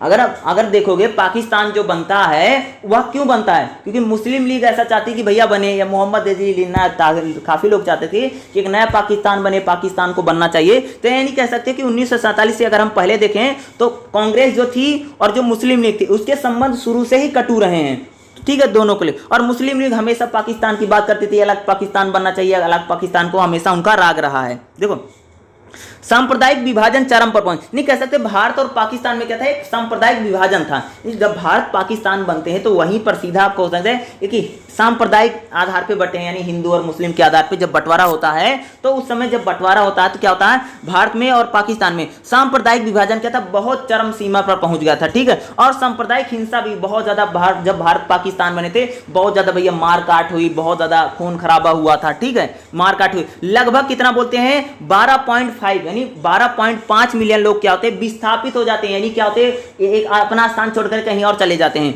लगभग 2 मिलियन लोग इसमें आ रहे हैं। यानी भारत जब पाकिस्तान बनता है तो बहुत सारे दंगा फसाद होता है, बहुत सारे लोग विस्थापित हो जाते हैं, बहुत लोग की जाने जाती हैं, बहुत लोगों की किसी की कोई आबरू लूट लेता है, किसी की इज्जत लूट ली, किसी को मार दिया, काट दिया। नहीं, लगभग कहते हैं 2 मिलियन लोग क्या होते हैं इसमें मारे जाते हैं, और बहुत सारे लोग घायल होते हैं, बहुत सारे लोग शरणार्थी एक दूसरे में बनते रहते हैं, ठीक है। संक्षेप में अगर शॉर्ट में अगर मैं बोलूं तो भारत को भारी कीमत पर, यानी कह सकते हैं संक्षेप में अगर तो भारत को भारी कीमत पर आजादी मिली, सदियों पुरानी सामाजिक एकता और सांप्रदायिक सौहार्द को नुकसान पहुंचा। यानी कह सकते हैं बहुत लंबे समय के बाद तो हम आजादी होते हैं, लेकिन जब भारत आजाद होता है तो क्या होता है, भारत की जो सामाजिक एकता थी और जो हमारी सांप्रदायिक सौहार्द था उसको नुकसान पहुंचा, और भारत को एक शत्रुतापूर्ण पड़ोसी मिल गए थे। यानी कह सकते जब भारत आजाद होता है तो बहुत लंबा संघर्ष हमने किया तब जाकर के आजादी मिली, लेकिन आजादी मिल तो रही थी, लेकिन क्या था हमारे बीच में क्या सांप्रदायिक सौहार्द जो था वो टूटा था, क्योंकि एक ऐसा नया देश बन रहा था जो क्या था हमारा लगातार शत्रु या दुश्मन बनने के लिए तैयार या साथ रखा गया था, ठीक है। आगे देखिए, मुस्लिम लीग ने पाकिस्तान को क्या कहता, मुस्लिम लीग ने पाकिस्तान को मुसलमानों के लिए मातृभूमि के रूप में मांगा था। यानी जो मुस्लिम लीग थी उसने मांगा था कि मुसलमान जो है उनके लिए एक उनका अलग देश बनना चाहिए, उनकी अलग मातृभूमि बननी चाहिए के रूप में मांग की, और उसे कह सकते हैं प्राप्त भी कर लिया था, ठीक है, ठीक है। एक स्वतंत्र राष्ट्र के रूप में अगर देखोगे, अगर हम स्वतंत्र राष्ट्र के रूप में, इसका प्रमुख कारण है भारत के प्रति शत्रुता है। जब एक स्वतंत्र राष्ट्र के रूप में पाकिस्तान आता है तो उसका मुख्य कारण कहते हैं वो भारत के साथ हमेशा क्या करता है भैया, शत्रुता यानी दुश्मनी का ही रुख रखता है। भारत के प्रति जो पाकिस्तान है हमेशा दुश्मनी का ही रुख रखता है, क्योंकि उसका कारण क्या, अभी मैं कारण आपको बताऊंगा, रीजन क्या है, ठीक है। देखिएगा, पाकिस्तान के नेतृत्व ने अपने देश के साथ प्रतिकूल संबंधों में देखा, यानी पाकिस्तान का जो नेतृत्व है वह भारत के साथ जो संबंध है उसको क्या प्रतिकूल देखा, यानी उसको लगता है पाकिस्तान का जो लीडर है, जो वहाँ के नेतागण है, उनको लगता है कि भारत के साथ हमारे संबंध नहीं हुआ तो हमारा दुश्मन है, इस प्रकार के मानते हैं। लेकिन जो आवाम है, यानी आम जो लोग हैं, उनकी मानसिकता अलग हो सकती है, लेकिन वहाँ की जो लीडरशिप है वह लीडरशिप शायद नहीं चाहती कि भारत और पाकिस्तान के कभी बेहतर संबंध बने। और उसका कारण देखो, इसका कारण कहते हैं पहली जो हमारी क्या हेडिंग है बुक में भी दे रखी है, राष्ट्रवाद की भिन्नताएं। अगर भारत और पाकिस्तान में क्या है, कह सकते हो कि राष्ट्रवाद को लेकर के काफी भिन्नताएं, यानी हमारी संस्कृति और उनकी संस्कृति या उनकी पृष्ठभूमि हमारी पृष्ठभूमि काफी बदलाव है।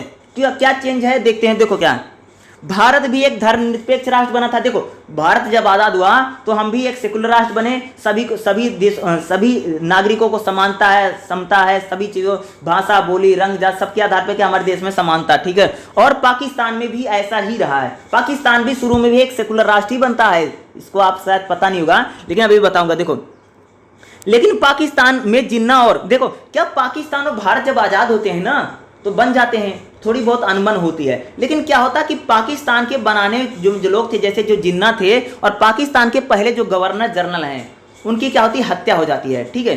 पहले गवर्नर जनरल की हत्या हो गई और 1951 में पाकिस्तान के जो प्रधानमंत्री थे लियाकत अली खान, इनकी भी हत्या। यानी पाकिस्तान की जो टॉप लीडरशिप थी, देखो क्या करूं, पाकिस्तान जब भारत पाकिस्तान जब बनते हैं तो पाकिस्तान की जो टॉप लीडरशिप थी उसकी कह सकते हो जिन्ना की मृत्यु हो जाती है और उनके जो गवर्नर जनरल उनकी हत्या हो गई थी, प्रधानमंत्री लियाकत खान की भी हत्या कर दी जाती है। तो वहाँ की जो टॉप लीडरशिप थी एक प्रकार से कहते हो पाकिस्तान में राजनीतिक शून्य था, नहीं कोई भी बहुत बड़ा लीडर नहीं था जो भारत और पाकिस्तान के संबंधों को बेहतर बना सके या भारत के प्रति बहुत सकारात्मक रुख था।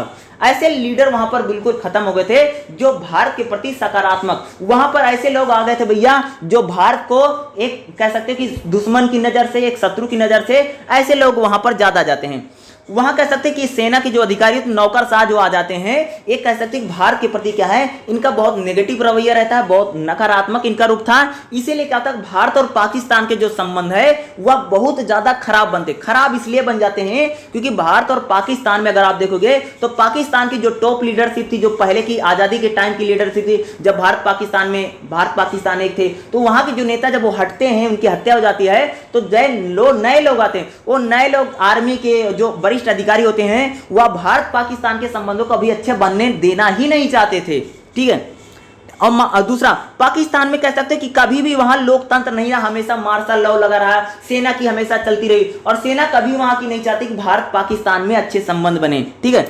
देखो पाकिस्तान जरूर आजाद हो जाता है, लेकिन पाकिस्तान का ये देखोगे, पाकिस्तान भारत एक साथ आजाद होते हैं, लेकिन 1956 में जाकर, क्या बोला, 1956 में जाकर के पाकिस्तान का संविधान बनता है। यानी लगभग कह सकते हो कि इतने लंबे सालों तक पाकिस्तान अपना एक संविधान भी नहीं बना सकता है, ठीक है।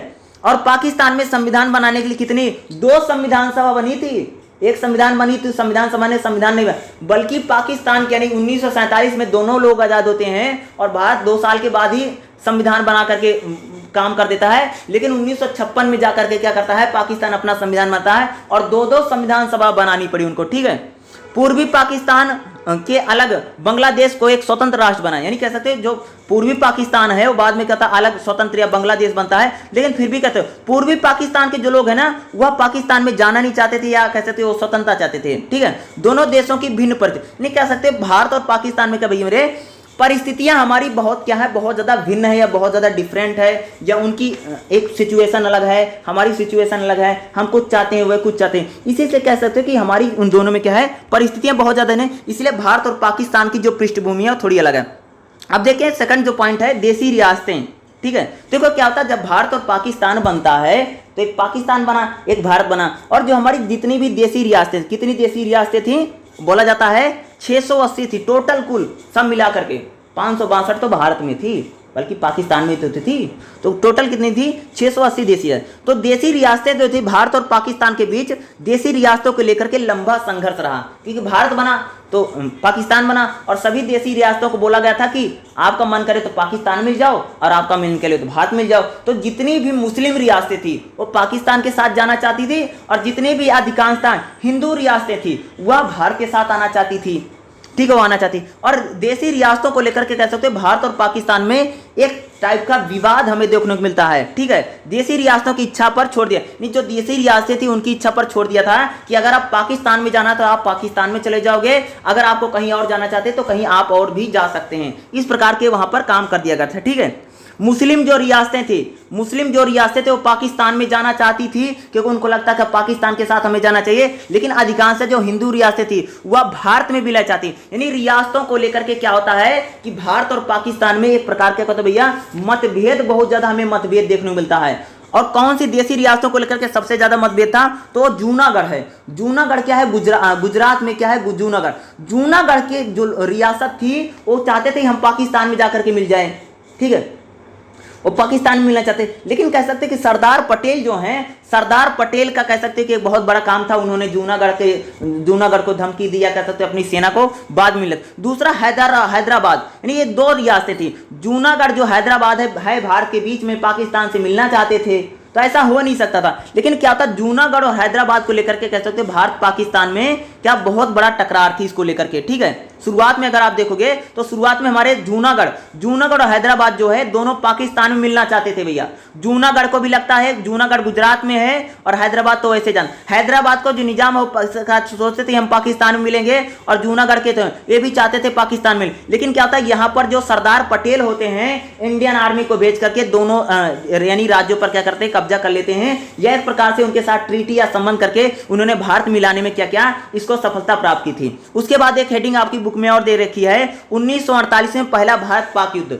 वही 1948 में जो भारत पाक युद्ध क्या होता है, जो कारगिल युद्ध होता है, उसको तो मैंने बता ही रखा है, अभी मैंने आपको बताया था ना, समझाया था, उसको तो मैंने समझा रखा है, ठीक है। तो शुरुआत में अगर आप देखो तो भारत और पाकिस्तान को लेकर के कुछ इस टाइप की, यानी एक हेडिंग को जरूर लिखना, 1948 में पहला जो भारत पाक युद्ध है यानी कारगिल युद्ध का भी मैंने भारत पाकिस्तान के जो पहला युद्ध बताया है। अगर आपको एक क्वेश्चन लिखना होगा तो यही सारी आपको हेडिंग। दूसरा, भारत पाकिस्तान को लेकर अगर शुरुआत में अगर कोई प्रॉब्लम है, एक हेडिंग बनेगी अक्ताई चीन। यानी अक्ताई चीन क्या है कि जब भारत और पाकिस्तान बनते हैं तो जो अक्ताई चीन का जो इलाका है वो क्या, कश्मीर यानी क्या कहता है कि जो चीन है वो कहता है हमारा इलाका है, भारत कहता है हमारा इलाका है। तो यानी ये इसको लेकर के भी यानी कह सकते हैं कि बीच में कश्मीर का इलाका है जो अक्ताई चीन, इसको लेकर के भी कह सकते हैं कि काफी विवाद बना हुआ है, ठीक है। इसको चीन कहता है हमारा इलाका है, भारत कहता है हमारा इलाका, तो इस इलाकों को भी लेकर के क्या है काफी विवाद बना। तो भारत कहता है कि यहाँ चीन द्वारा तिब्बत पर अपने अधिकार स्थापित करने के लिए शिजियांग ने अपना अधिकार कर लिया। यानी कह सकते हैं कि अक्ताई चीन को लेकर भी कह सकते हो कि ये भी काफी इलाका बना। दूसरा, सियाचिन ग्लेशियर पर भी क्या होता है कि भारत ने एक प्रकार से क्या अपना कंट्रोल कर लिया, कब्जा कर लिया। 1984 में कह सकते हैं जो सियाचिन ग्लेशियर था, सियाचिन पे क्या करता है भारत कब्जा कर लेता है और उसे अपने मिला देता। यहाँ पर भी कह सकते भारत और पाकिस्तान में शुरुआत में लेकर के काफी विवाद बना रहा, लास्ट में कहता है जो सियाचिन होता है वह भारत मिल जाता, पाकिस्तान के साथ ही भी नहीं था। तो शुरुआत में अगर आप देखोगे तो भारत पाकिस्तान के किस टाइप के संबंध बने थे वो शायद मैंने आपको सारे संबंध मैंने आपको बता दिए। चलिए हम नेक्स्ट क्वेश्चन देख लेते हैं, ठीक है।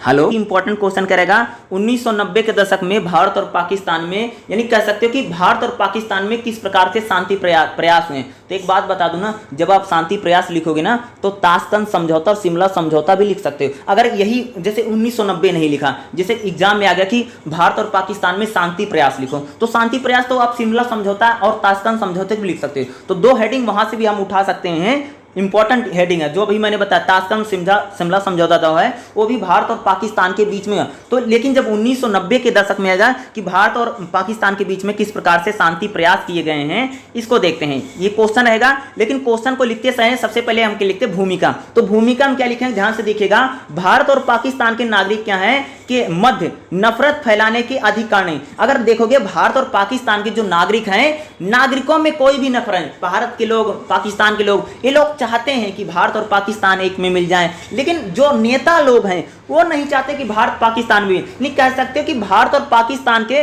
नागरिकों में किसी प्रकार की नफरत नहीं है, नेताओं में जरूर हो सकते हैं लेकिन नागरिकों में कभी भी नहीं, क्योंकि पाकिस्तान के लोगों का खान पान जैसा है, हमारा भी खान पान वैसा है, उनका पहनावा जैसा हमारे पहना, उनकी जीवन शैली हमारी जीवन लगभग एक ही जीवन शैली, क्योंकि हम लोग पहले एक ही थे ना भैया, हम लोग पहले एक ही थे। वहां पर जैसे लोग, जैसे वहां के पाकिस्तान के लोग भ्रष्ट और करप्ट हैं, वैसे हमारे यहाँ पर भी भ्रष्ट और करप्ट हैं, वहां भी डाकू और चोर लिटेरे जैसे हैं, वो यहाँ पर नहीं। हम दोनों का जो है अगर अच्छाई देखोगे तो बुराइयां भी सेम जैसी है। यानी पाकिस्तान के लोगों की जो मेंटलिटी है, जो मानसिकता है, सेम मेंटलिटी मानसिकता, अगर मैं आवाम की बात कर रहा हूँ, आम लोगों की अगर बात करूँ तो लगभग सेम ही है। वो लोग जैसे सोचते हैं हम भी वैसे ही सोचते हैं, कोई बहुत बड़ा चेंज नहीं। यानी कह सकते हैं भारत और पाकिस्तान के नागरिकों में नफरत करने के बहुत अधिक कारण नहीं, बहुत अधिक रीजन नहीं है, क्योंकि दोनों देशों का खान पान, जीवन शैली, पहनावा लगभग एक समान ही है। पाकिस्तान और उत्तर भारतीय प्रांत में अगर पाकिस्तान को देखोगे तो हमारे जो उत्तर भारतीय प्रांत है, जैसे पंजाब, हरियाणा, राजस्थान है, दिल्ली है, इन बीच में यानी ये क्या है पाकिस्तान से थोड़ा सिमिलर है,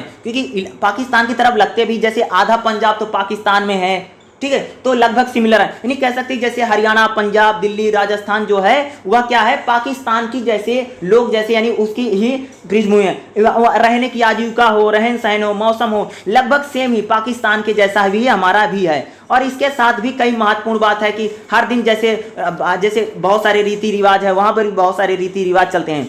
शहरी क्षेत्रीय समानताएं जो है पैदा करते हैं। यानी क्षेत्रीय शहरी जो क्षेत्रीय समानता कुछ है, जैसे वास्तुकला है, इमारत है, भोजन है, लकड़ी है, भीड़ के मामले हैं। लाहौर दिल्ली जैसा दिखता है, यानी अगर आप देखोगे जैसे दिल्ली के शहर दिखाए, नहीं कहते हैं जैसे भारत के शहर हैं वैसे पाकिस्तान के भी शहर हैं। यानी भारत और पाकिस्तान में बहुत बहुत वैरायटी नहीं, बहुत बहुत अभिन्नता है। अब जैसे भारत और अमेरिका में बहुत सारी डिफरेंट है, लेकिन भारत और पाकिस्तान में कोई भी डिफरेंट नहीं है, ठीक है। लाहौर के पुराने हिस्से जैसे चांदनी चौक और पुराने लखनऊ के कुछ हिस्से, नहीं लाहौर जो बहुत पुराना शहर है, भारत का बहुत पुराना शहर। अब भारत मत बोलिए, पाकिस्तान बोलना पड़ेगा क्योंकि है तो हमारा इलाका ही था।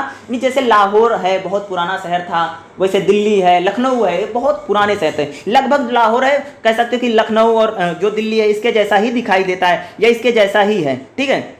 वहाँ की जैसे दिल्ली, लखनऊ, मारवाड़, पेशावर, लाहौर से उधार ली गई व्यंजनों की पहचान है। नहीं कह सकते कि जैसे पाकिस्तान में खान पान है, व्यंजन है, वहाँ पर जैसे रीति रिवाज है, जैसे वहाँ पर खाने पाने के हलवाई लगे हुए हैं, छान रहे मिठाई, ठीक है, वैसे यहाँ पर भी खान पान पहना लगभग हमारा एक सा ही। या सीमा बंधन दोनों को कुलीनों और जनता द्वारा समान रूप से समझा जाता है। यानी कह सकते हैं कि जो बंधन है वह सिर्फ राजनीतिक बंधन ज्यादा है, लेकिन जो जनता है वह लगभग एक जैसे ही। हमारा ट्रेडिशन, खान पान, पहनावा, रंग रूप जो है सारी चीजें एक जैसी हैं। पाकिस्तान के युवा हैं बॉलीवुड गाने पर डांस करते हैं, यानी भारत की जो फिल्में होती है पाकिस्तान में बहुत चलती हैं, भारत के जो डीपी सीरियल वहां पर बहुत ज्यादा पसंद किए जाते हैं, ठीक है। बंटवारे के समय दोस्तों और साथियों को अलग नारा देता है। यानी बंटवारे के समय क्या था, दोस्तों और साथियों को अलग नारा दिया गया। सीमांत गांधी का उदाहरण है, यानी अबुल गफ्फार खान, ठीक है, खान गफ्फार खान जो जिसको हम बोलते हैं, जिसको सीमांत गांधी बोला जाता है, जो गांधी के बहुत ज़्यादा थे।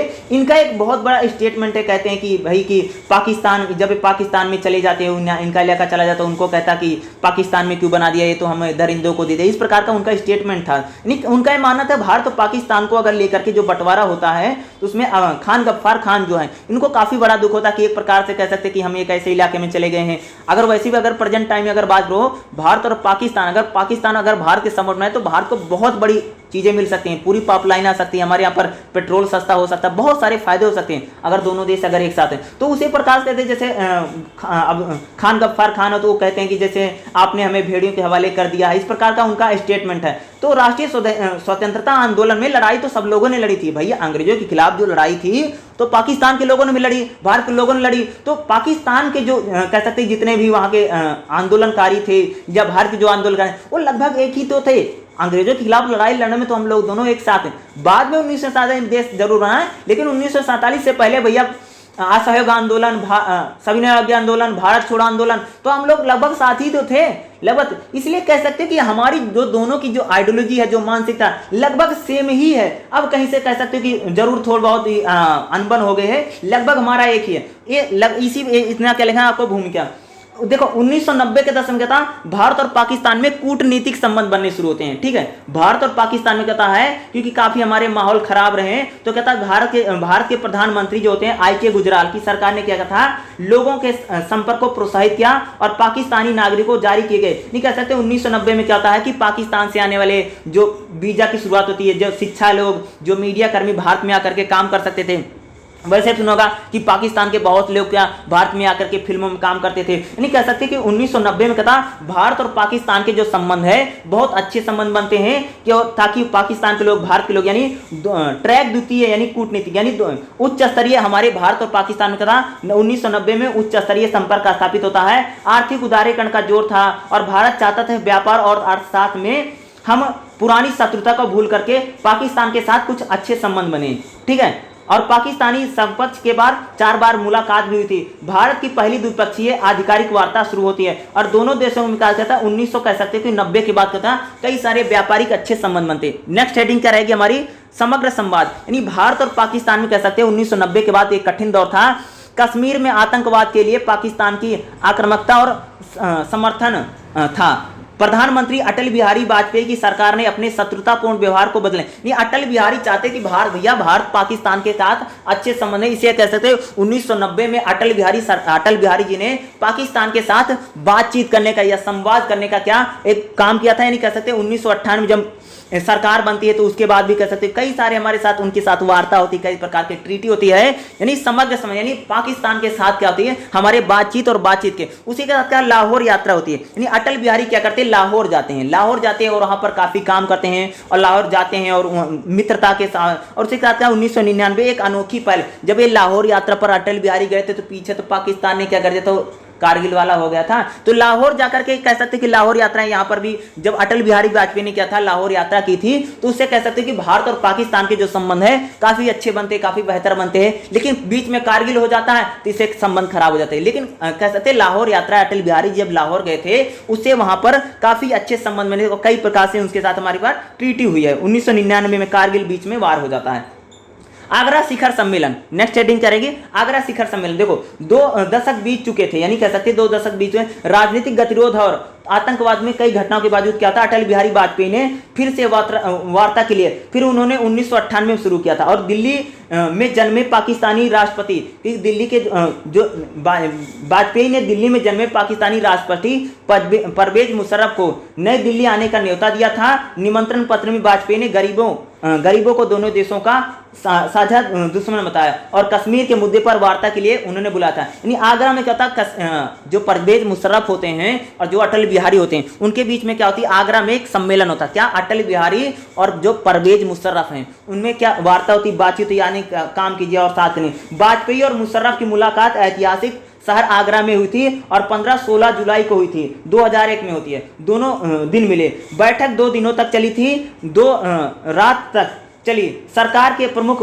ने बातचीत की और 5 घंटों तक आमने सामने हुई थी बातचीत। प्रतिनिधिमंडल पर बड़े स्तर पर बड़ी संख्या में मुद्दों को कवर किया गया था। हालांकि मतभेदों ने आगरा शिखर सम्मेलन को प्रभावित किया। आगरा घोषणा पत्र मसौदे पर दोनों देश सहमत नहीं हो सके, यानी आते हैं लेकिन बहुत ज्यादा संबंध उनके साथ हमारे बनते नहीं। उसके बाद एक प्रतिरोधी कूटनीति है, ये भी रहेगी प्रतिरोधी कूटनीति। देखो 1990 के दशक में क्या था कि पाकिस्तान में बहुत सारी आतंकवादी घटनाएं थमने का नाम नहीं ले रही थी, ये आतंकवादी नाम ही नहीं रहता। ऐसे 13 दिसंबर 2001 को क्या भारतीय संसद पर, यानी आपको पता होगा कि भारतीय संसद पर क्या था हमला कर देते ना दिसंबर में, क्या ठीक है, दिसंबर जब हमला हो जाता है तो भारत की जो नीति थी जो पाकिस्तान के खिलाफ थोड़ी 90 के बाद हमारी जो नीति थी, तो जब आर्मी कह सकते हो भैया संसद पर हमला तो भारत पाकिस्तान के जो संबंध है जो कूटनीतिक वो प्रतिरोधी बन है, हमारे संबंध क्या होते हैं वो खराब बन जाते हैं। यानी कह सकते 2001 में जब संसद पर हमला होता है तब भारत और पाकिस्तान के जो संबंध अच्छे बनते हुए दिखाई देते थे। अटल बिहारी की सरकार में कुछ अच्छे बने, लेकिन 2001 में जब संसद पर हमला हो जाता है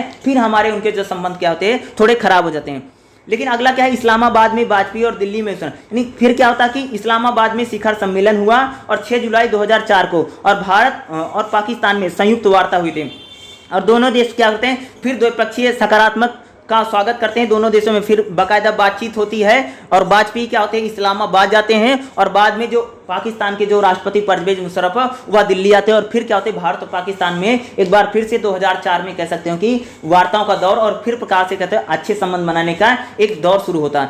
बाद में लास्ट में क्या लिखोगे निष्कर्ष लिख सकते हो आप, इसमें निष्कर्ष में यही कह सकते हो कि भारत और पाकिस्तान की जो संबंध है हमेशा अच्छे बनने की कोशिश करते हैं, लेकिन बीच बीच में कुछ ऐसी परिस्थितियां आ जाती हैं जिससे क्या होता है भारत और पाकिस्तान के जो संबंध है वह कभी अच्छे नहीं बन पा रहे हैं। संबंध हम अच्छे बनाने की कोशिश करते हैं, जैसे अगर बात करोगे कि 1999 में या 1998 में अटल बिहारी जी लाहौर की यात्रा करते हैं, वहां जाते हुए, लेकिन बीच में क्या कारगिल युद्ध हो जाता है। तो कह सकते कि हम पाकिस्तान के खिलाफ कई बार अच्छे संबंध बनाने की कोशिश करते हैं, लेकिन क्या है कि वहाँ के जो आतंकवादी हैं या जो अन्य लोग हैं जो चाहते नहीं कि भारत और पाकिस्तान के अच्छे संबंध बने या अच्छे रिलेशन बने। आवाम तो दोनों देशों की ठीक है, कोई दिक्कत नहीं, मुझे लगता है कि लोग चाहते हैं कि भारत और पाकिस्तान एक बने, लेकिन कुछ ऐसे लोग हैं, दुष्ट लोग हैं, या कह सकते हो कि ऐसे कुछ शक्तियां हैं, कह सकते चाहे इंटरनेशनल शक्तियां, कह सकते हो कि भारत पाकिस्तान में जब माहौल गर्म रहेगा तो भैया अमेरिका हथियार बेच पाएगा, रसिया अपना हथियार बेच लेगा। इस प्रकार के कई सारे लोग हैं स्वयं नहीं चाहते कि अगर देखो अगर भारत पाकिस्तान में अच्छे संबंध हैं तो भारत हथियार किससे क्यों खरीदेगा भाई, पाकिस्तान से खतरा है, इसीलिए तो हम पता नहीं क्या क्या खरीद रहे हैं ना। तो जो राफेल खरीदा भारत ने, राफेल किसके लिए खरीदा है? राफेल एक थोड़ी शांति के लिए थोड़ी खरीद रखा। तो राफेल नहीं, अगर भारत के जो संबंध है पाकिस्तान से बने, अगर पाकिस्तान से भारत के संबंध अच्छे बन जाए तो कह सकते हो भारत को बहुत सारा लाभ हो, पाकिस्तान को भी बहुत सारा लाभ हो सकता है। तो अगर हम फाइनेंस अगर लाभों की बात करें, अगर हम पैसों की बात करें तो दोनों देशों को बहुत ज्यादा लाभ हो सकता है, लेकिन यह संबंध बन नहीं पाए, बनने के कई बार प्रयास होते लेकिन कभी बना। तो ये सारे क्वेश्चन है, इसमें क्वेश्चन आएगा 2014 से पाकिस्तान के प्रति भारत की नीति। तो नरेंद्र मोदी जब से प्रधानमंत्री बने हैं तब से भारत की नीति किस प्रकार है, ये भी आपके लिए जो क्वेश्चन है थोड़ा इंपॉर्टेंट हो सकता है। ठीक है, ये आपके लिए इंपॉर्टेंट हो सकता है। और इसी में रहेगा एक क्वेश्चन और बताते हैं, सिंधु जल संधि क्या है। तो सिंधु जल संधि, और कह सकता हूं एक क्वेश्चन इसको मैं ध्यान देना, 2004 से पाकिस्तान के प्रति भारत, यानी जब से मोदी सरकार आई है तब से पाकिस्तान के प्रति हमारी नीति क्या है, हम पाकिस्तान के प्रति हमारी नीति कैसी है मोदी सरकार आने के बाद, किस प्रकार से हुई है। जैसे बीच में सर्जिकल स्ट्राइक हुई है, एयर स्ट्राइक हुई है, यानी हमने पाकिस्तान को क्या भैया मुंहतोड़ जवाब दिया है। जब भी उन्होंने, चाहे उन्हें उरी पर हमला किया या कहीं पर भी उन्होंने हमला किया है, पुलवामा में किया है, तो पाकिस्तान के खिलाफ हमने शांति वार्ता नहीं की, बल्कि उनके साथ क्या क्या है, एक प्रकार से हमने उनके आतंकवादियों का सफाया करने में कोई कोर कसर नहीं छोड़ी, और हमने एयर स्ट्राइक और सर्जिकल स्ट्राइक करके उनको मुंह तो जड़। तो ये किस प्रकार से जैसे भारत और पाकिस्तान के 2000 मोदी के आने से क्या नीति बनी है, ये क्या है, इसको जब मैं रिवीजन क्लास करवाऊंगा तो उस रिवीजन क्लास में आपको इस कवर को करवा दूंगा। वैसे इस अगर क्लास की बात करूं तो लगभग मैंने भारत और पाकिस्तान के बीच में जितने भी क्वेश्चन है, जितने भी बड़े क्वेश्चन है जो आप पूछे जा सकते हैं, लगभग मैंने आपको बता दिया। इस क्लास को अगर एक बार आप देख लेंगे तो आपको पूरा समझ में आएगा कि इसमें क्या है क्या नहीं है। ठीक है।